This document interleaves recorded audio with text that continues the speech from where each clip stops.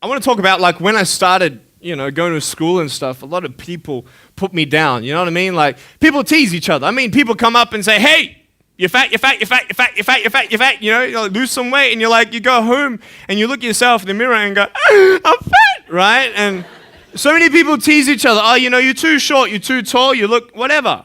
Different hair and all that. It doesn't matter. See, the thing is, when you're in school, when you're growing up in life, it actually sort of matters to people how you look. And then it matters to you because it matters to others. Why? Why does it matter how you look? Because if they don't like you, then who will? If they don't accept you, then who will? And the fear that we have is that we're going to be alone. That we're not good enough. And we have to change ourselves. And so many people put me down and say, "Nick, you look too weird and no one's really your friend and you can't do this and you can't do that." And I couldn't change anything. It's not like just fixing my hair one day and everything's fine. It's not like, just whatever. I couldn't change my circumstance. I couldn't just one day wake up and say, "Hey, give me arms and legs. I need arms and legs." You know what I mean? Like, I went to a bodybuilder, and said, "Can you make me some arms and legs?" No, joking. Bodybuilder, you get it? Right? So here's the thing. I go up to people, "Can you give me a hand?" Just joking. But it was so hard because people put me down. And I started believing that I was not good enough. I started believing that I was a failure. That I'd never ever be somebody who people would like or people would accept.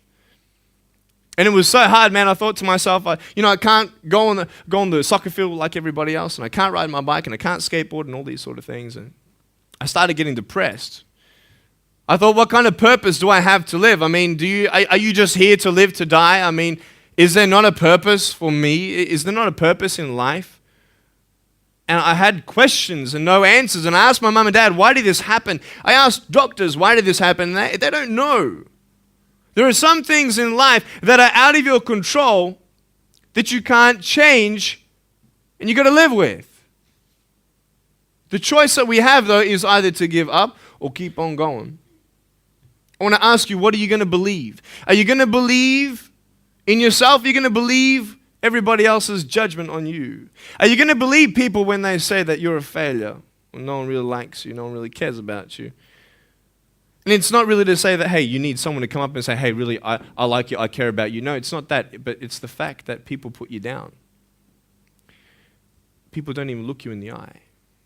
People ask you how you are, and you say fine, but you're not fine, and they'll never know that. I tell you, life is interesting. Life's a journey. See this phone here? Let's say that I want to go to the phone, right? And I start from over here. Now, to get to the phone, it's not like I'm going to start meditating and going hum, right, and float across the air, right? It's not going to work.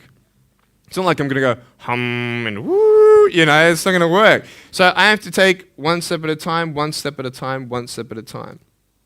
You can only take one step at a time. I don't care how big your step is, it's only one step at a time. You can't do 2 steps in one. You understand? So it's like one step at a time. And you take steps in this direction, you take steps in that direction. You sort of get lost along the way, and sometimes you fall down. Now, to illustrate my point, I'm going to jump off the table, do a back twist, and land on the floor. Okay? Is that cool? Are you ready? Oh, there's a clock there? Okay, can you move the clock for a second, please? Beautiful, beautiful. All right. You ready? So, are you guys ready? Just let me know when you're ready. Are you ready? Okay, ready? 1, 2. I'm joking, man. Are you serious? Just put the clock back there. If I did that, I'll break my arm or something. You know what I mean? But honestly, along the way, you might fall down like this. Ready? Right? Hello! Right. So what do you do when you fall down? Get back up. Everybody knows to get back up, because if I start walking, I'm not going to get anywhere.